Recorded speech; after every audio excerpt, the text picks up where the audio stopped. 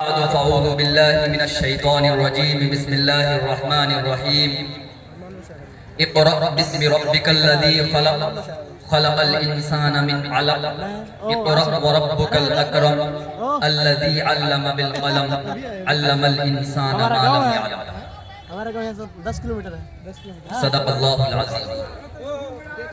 اٹھو میری دنیا کے غریبوں کو جگا السلام دو، علیکم مفتی صاحب۔ اٹھو میری دنیا کے غریبوں کو جگا دو، کاخ عمرہ کے در و دیوار ہلا دو، گرماؤ غلاموں کا لہو سوزے یقین سے، گرماؤ غلاموں کا لہو سوزے یقین سے، گنجش کے فرومایا کو شاہی سے لڑا دو۔ معزز و مکرم علماء کرام اور میرے دینی و ایمانی بھائیوں، السلام علیکم ورحمۃ اللہ وبرکاتہ۔ عزیزان محترم، میں زیادہ تفصیلی گفتگو کرنے کے بجائے آپ حضرات کے سامنے ایک انتہائی حساس اور قابل غور وحی پر توجہ دلانا چاہوں گا۔ میرے دوستو، اللہ کے رسول صلی اللہ علیہ وسلم پر جو سب سے پہلی وحی نازل ہوئی تھی علماء کرام کی موجودگی میں آپ حضرات کو بتانا چاہوں گا، اور میں علماء کرام سے یہ درخواست کروں گا کہ ابھی میں آپ کے سامنے ایک طفل مکتب کی حیثیت سے ہوں، اگر مجھ سے غلطی ہو جائے تو آپ مجھے کسی بھی طرح سے روک سکتے ہیں۔ پہلی وحی جو ہے اللہ کے رسول صلی اللہ علیہ وسلم پر اقرأ بسم ربک الذی خلق 5 آیتیں نازل ہوئی تھی، اور میرے دوستو ان 5 آیتوں میں بلکہ قرآن مجید کی جو سب سے پہلی آیت ہے اور جو سب سے پہلا لفظ ہے، جو سب سے پہلا ورڈ ہے، وہ ہمیں تعلیم پر فوکس کرنے کے لیے کہتا ہے۔ ہماری تمام تر توجہات تعلیم پر ہونی چاہیے۔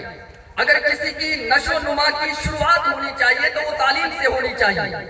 یہ قرآن مجید کی ہدایت ہے، اللہ تبارک و تعالی کی طرف سے نبی کریم صلی اللہ علیہ وسلم کی پرورش اور تربیت ہے۔ کیا یہ تربیت صرف نبی پر محدود ہو کر رہ جاتی ہے یا ان کی امت پر بھی اپلائی ہوتی ہے؟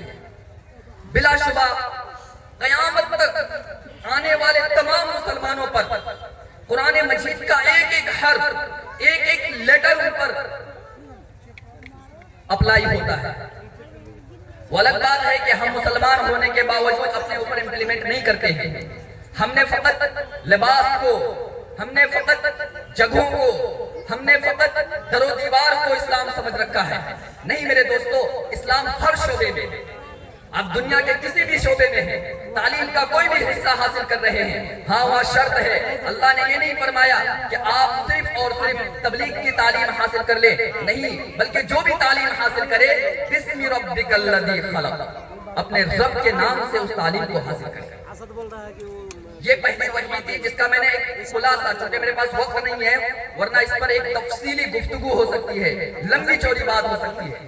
دوسری وحی، یا ایھا المدثر قم فانذر وربک فکبر۔ اس وحی کے بارے میں علماء کرام کا اتفاق ہے کہ نبی کریم صلی اللہ علیہ وسلم، بلکہ اس کا پس پردہ یہی ہے کہ نبی کریم صلی اللہ علیہ وسلم ایک مرتبہ کمبل اوڑھ کر لیٹے ہوئے تھے، سوئے ہوئے تھے۔ یہ آیت نازل ہوئی اس موقع پر کہ اے کمبل اوڑھنے والے، اٹھ جائیے، کھڑے ہو جائیے اور اپنی قوم کو ڈرانا شروع کیجیے۔ مطلب سمجھ رہے ہیں آپ؟ آرام آپ کے لیے نہیں ہے، اب آرام کا وقت ختم ہو گیا۔ آپ 40 سال کے بعد جب سے نبی کریم صلی اللہ علیہ وسلم پر نبوت نازل ہوئی ہے، آپ دیکھیے مرتے دم تک کبھی نبی کریم صلی اللہ علیہ وسلم نے آرام کیا ہو، سکھ کا چین لیا ہو؟ نہیں نہیں نہیں نہیں۔ نبی کریم صلی اللہ علیہ وسلم پر پرکش محنت پر لگ گئے، زبردست محنت کی ایک شروعات ہوئی، ایک مہم جوئی ہوئی، آرام حرام ہو گیا۔ رات میں 3 بجے، اس وقت تو گھڑی نہیں تھا، لیکن ایک اندازے کے مطابق آخری پہر میں میٹنگ ہو رہی ہے، بیچ जो मिड नाइट है उसमें मीटिंग हो रही है, यानी रात के आधे हिस्से में मीटिंग हो रही है। किस चीज को लेकर?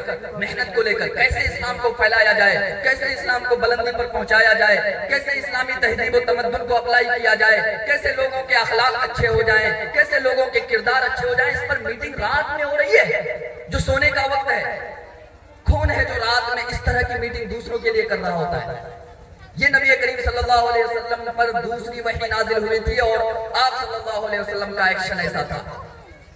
एक और तीसरी बात, अब अगर कोई भी शख्स, चाहे हमारे मौलाना मसरूर साहब हो या कोई भी शख्स हो, हमारे साथ आए हुए हजरत मौलाना सलमान साहब हो या कोई भी, अगर वो तालीम के बेड़े को अपने सर पर उठाता है, अपने कांधे पर इस बोझ को अगर उठाने की हिम्मत और जुर्रत करता है, तो उनके लिए जरूरी है कि वो अपने ऊपर आराम को हराम कर दे।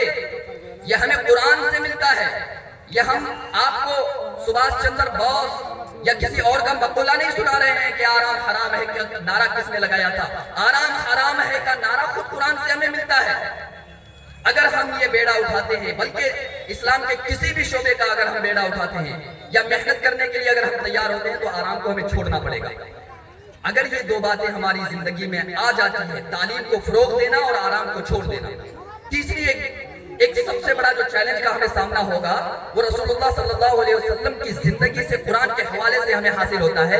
कुरान की आयत है, व इन यकादुल्लज़ीना कफरू लयुज़लिक़ूनका बिअबसारिहिम लम्मा समिअु ज़िक्रा व यक़ूलूना इन्नहु लमजनून।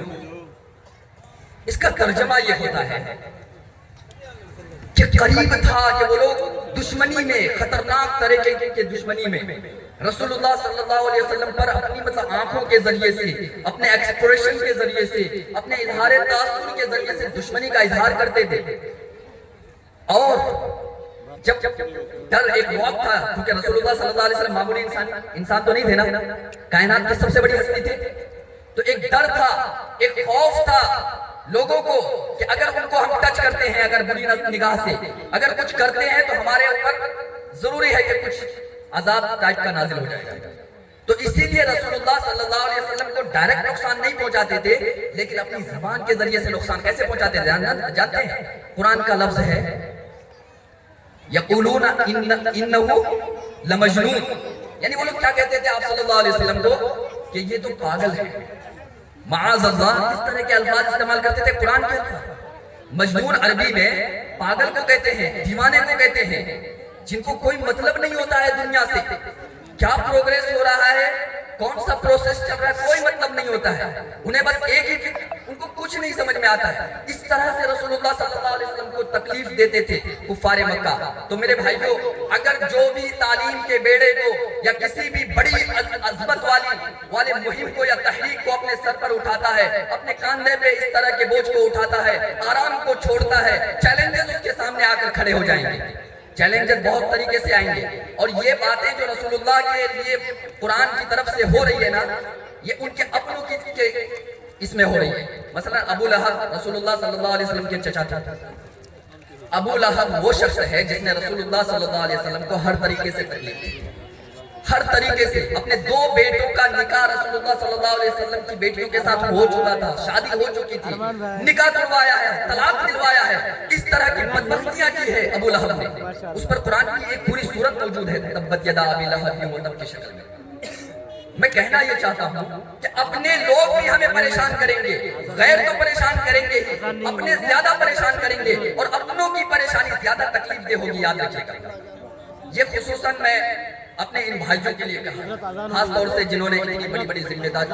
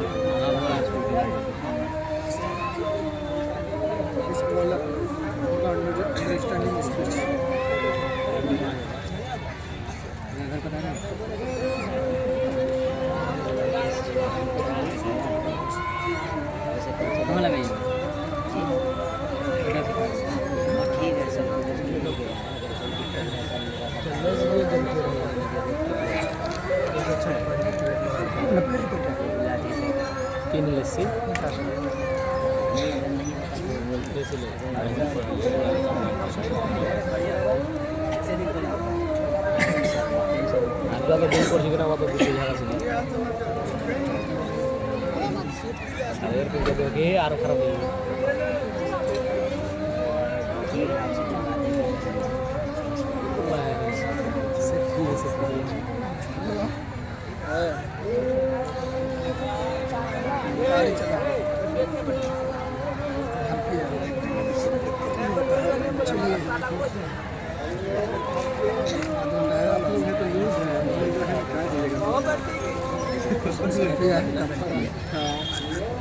आना पड़ेगा अभी ये कोई तो नीचे में बैठा ना सुनी हुआ कहीं कम ना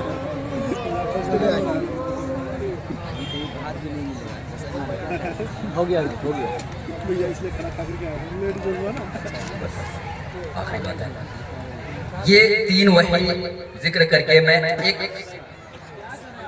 वाकया आपको सुनाना चाहता हूँ और ये वाकया इंतहाई अहम है चूंकि I proud to be an Indian Muslim. हम इंडियन मुसलमान हैं, मुझे प्राउड है, फख्र है। And we should have to be proud to be Indian Muslim. हम सबको फख्र होना चाहिए कि हम इंडिया के मुसलमान हैं। लेकिन इंडिया में हम रह रहे हैं, इसको मैं दरखास्त करूंगा आप लोग रिकॉर्ड करें। बहुत अहम बात है, इससे आप लोगों को नुकसान नहीं होगा, मुझे नुकसान हो सकता है। अगर इसको वायरल करें तो मुझे जाती तौर पर नुकसान हो सकता है, यहाँ पे किसी को नुकसान नहीं होगा। ये एक ऐसी बात है कि हम इंडियन मुसलमान हैं, हमें पता नहीं है इंडिया में रहने के क्या फंडामेंटल हमारे राइट्स हैं। हम बहुत चीजों से नावाकिफ हैं, हमें यहाँ का लॉ नहीं पता है, हमने शरिया पढ़ लिया, लेकिन इंडियन मुस्लिम की हैसियत से हम कहीं अपने आप को रिप्रेजेंट नहीं कर सकते। ये एक अलमिया है, इस पर मैं एक वाकया सुनाना चाहूंगा। हमारे एक बहुत ही अजीजम बड़े खैर खां हैं, इंजीनियर हैं रेलवे में।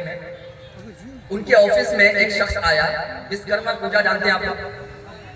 विश्वकर्मा एक पूजा होता है हिंदुओं का, हमारे पड़ोसियों का, हमारे एक तरह से वतनी भाई भी हैं वो। उनके यहाँ एक पूजा होता है विश्वकर्मा पूजा। इस पूजे की शुरुआत हुई थी हावड़ा ब्रिज के बनने के वक्त। जब हावड़ा ब्रिज बना था ना, उस वक्त से इस पूजा की शुरुआत, उससे पहले इसका कोई वजूद नहीं। उसकी एक लंबी कहानी है, उसको नहीं बयान करूंगा। विश्वकर्मा पूजा के मौके पर एक शख्स आया उनके पास चंदा लेने के लिए, हमारे उस शख्स के पास जिनकी मैं बात कह रहा हूँ। यानी देखिए मुसलमान कैसा होना चाहिए, मैं ये कहना चाह रहा हूँ इंडियन मुसलमान को कैसा होना चाहिए। उनके पास चंदा लेने आया विश्वकर्मा पूजा के लिए। मुझे एक जवाब दीजिए उमूमी तौर पर, हम उस वक्त क्या करते अगर हम वहां होते, कोई मेरे पास विश्वकर्मा पूजा का पैसा लेने के लिए आता? यकीनन हम सख्ते में पड़ जाते, हम तज़ल्लुब में पड़ जाते कि हम दें कि ना दें, क्यों दें, या दे ही देते हैं, उसका दिल रख लेते हैं, नाराज हो जाएगा ना, अपना ही तो भाई है, एक साथ उठना बैठना होता है ना।